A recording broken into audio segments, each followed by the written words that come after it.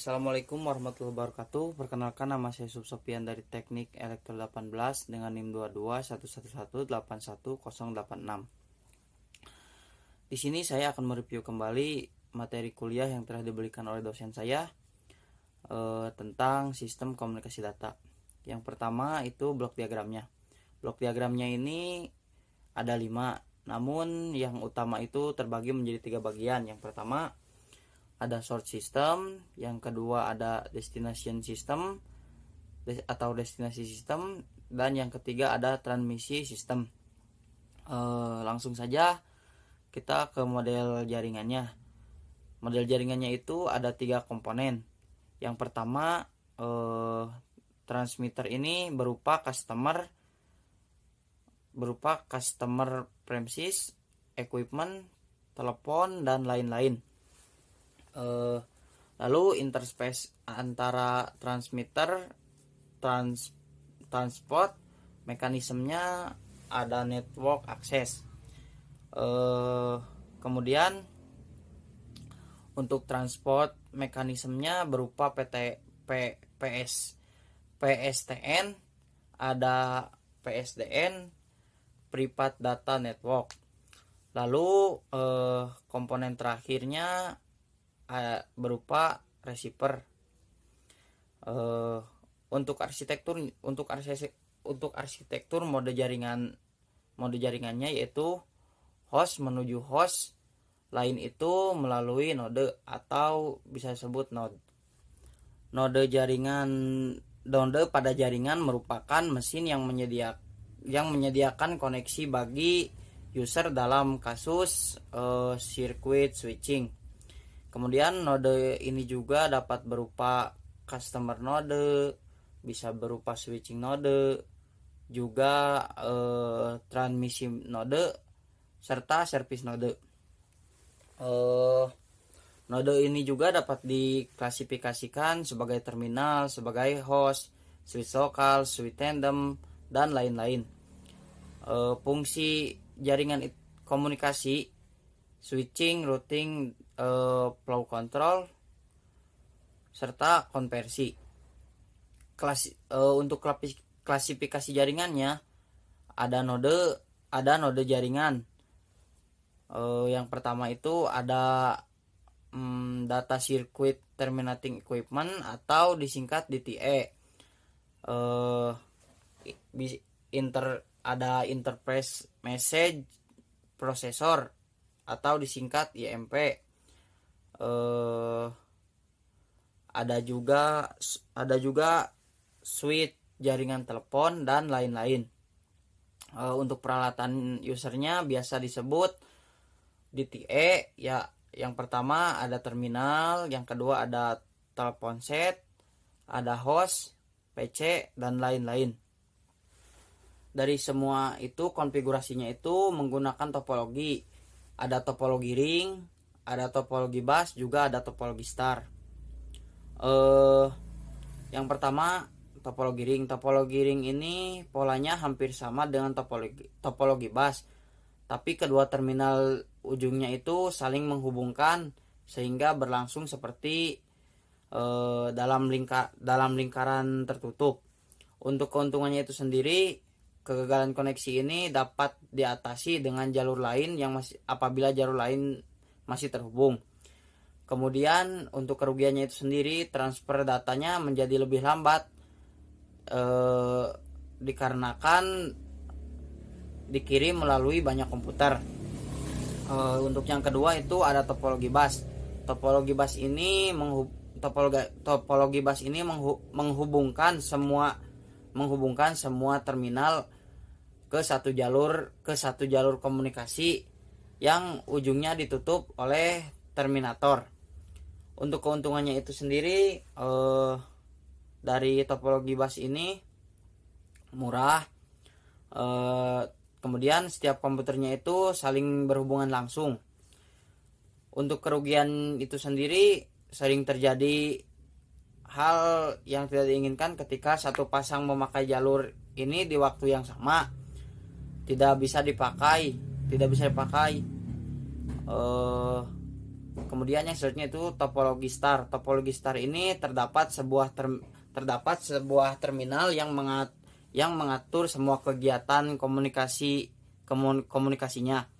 Untuk keuntungannya itu akses ke stasiun lain lebih cepat. Kemudian hub atau switchnya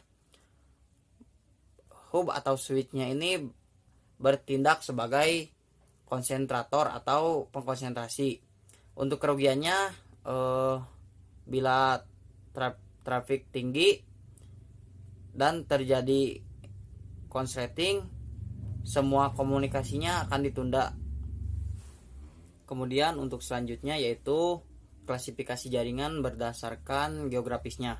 Yang pertama itu ada LAN. LAN ini local area network. Kemudian ada MAN atau Metropolitan Area Network, ada juga WAN, Wide Area Network, ada juga wireless komunikasi, dan juga Satellite Network. Untuk klasifikasi jaringan lainnya itu dari tipe informasinya ada voice, ada data, dan juga video. Ada juga teknik transmisi analog, digital, radio, satelit, dan lain-lain. Kemudian yang selanjutnya itu circuit switching. Circuit switching ini sirkuit fisiknya dibangun di antara titik-titik yang berkomunikasi. Setelah dibangun, sinyal data direksionalnya dapat mengalir secara kontinu. Kemudian kualitas lintasannya dijamin selama durasi panggilan. Jika sirkuitnya tidak tersedia, maka sinyal akan sibuk. Delay membangun sirkuitnya relatif besar. Contohnya seperti jaringan telepon, ISDN, dan lain-lain. Kemudian yang selanjutnya itu circuit switching, multiplexing atau demultiplexing. Waktu yang dibagi dalam yang pertama itu waktunya dibagi dalam frame. Kemudian frame itu dibagi dalam slot. Posisi slot itu menentukan kepercakapan mana data tersebut dimiliki. Kemudian perlu juga sinkronisasi antara pengirim dan penerima. Jika percakapannya tidak digunakan, maka kapasitas sirkuitnya itu akan hilang. Kemudian ada juga pada multiplexing TDM atau time division multiplexing. Lanjut, untuk datanya itu karakteristik data pengirimannya yang pertama itu harus banyak. Kedua, durasinya singkat, bebas error juga pada transmisinya. Kemudian tidak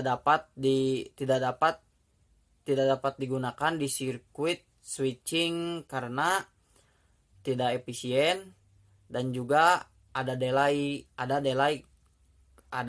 call setupnya. Kemudian untuk selanjutnya yaitu paket switching. Paket switching ini message-nya itu yang pertama akan dipotong jadi sejumlah data yang lebih pendek, bisa juga disebut sebagai paket. Untuk setiap paketnya itu ada alamat dan ada tujuannya. Kemudian bila paketnya sudah diterima itu, paket itu akan disimpan, kemudian akan diproses. Setelah diproses akan ditransmisikan oleh setiap node sampai mencapai tujuannya. Yang selanjutnya itu cara kerja node pada paket switching. Cara kerjanya itu hampir sama dengan sirkuit switching. Tapi di sini ada memorinya.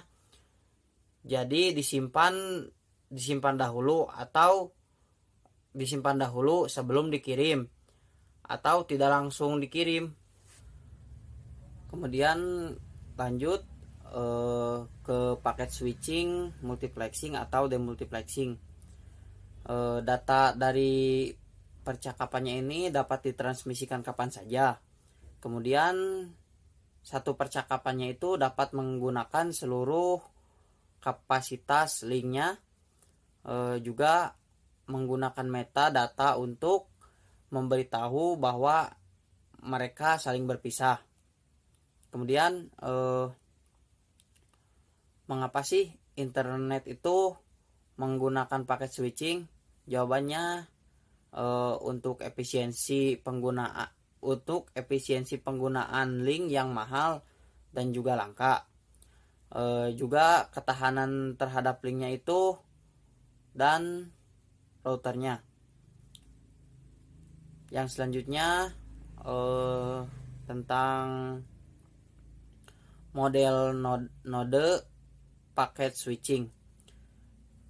Biasanya sangat berguna untuk memodelkan router sebagai mempunyai antrian untuk tiap link. Kemudian untuk formula paket switching itu rumusnya itu L sama dengan lambda dikali W, di mana L tersebut itu merupakan jumlah pelanggannya. Lambda itu sendiri sebagai rute kedatangan pelanggan, kemudian W itu sendiri sebagai waktu rata-rata pelanggan antri. Dan yang selanjutnya itu timing 1 paket switching. Host 1 itu ke node 1, dari node 1 itu ke node 2, dari node 2 langsung ke host 2. Posisi kotak biru atau paketnya itu menurun dikarenakan delay. Kemudian untuk timing kedua, total delaynya itu sama dengan M kali L ditambah N dikali T ditambah M ditambah M dikurangi 1 dikali T, kemudian ditambah juga M kurangi 1 kali P. Untuk diagram paket switching routing itu dari host A ke host D harus ke node 5 terlebih dahulu. Yang selanjutnya itu virtual circuit packet switching. Yang pertama itu hybrid dari circuit dan packet switching. Kemudian yang kedua data message-nya itu ditransmisikan dalam bentuk ukuran yang maksimum, juga jaminan dalam urutan pengiriman paket. Kemudian paket PC yang berbeda juga dapat disisipkan. Contohnya itu seperti di ATM. Kemudian yang terakhir itu fase virtual circuit packet switching. Itu ada 3. Yang pertama itu pembangunan PC, kemudian yang kedua transfer PC, dan yang ketiga itu penutupan PC. Mungkin sekian materi yang bisa saya tangkap untuk kuliah daring hari ini. Mohon maaf bila banyak salah-salah. Wassalamualaikum warahmatullahi wabarakatuh.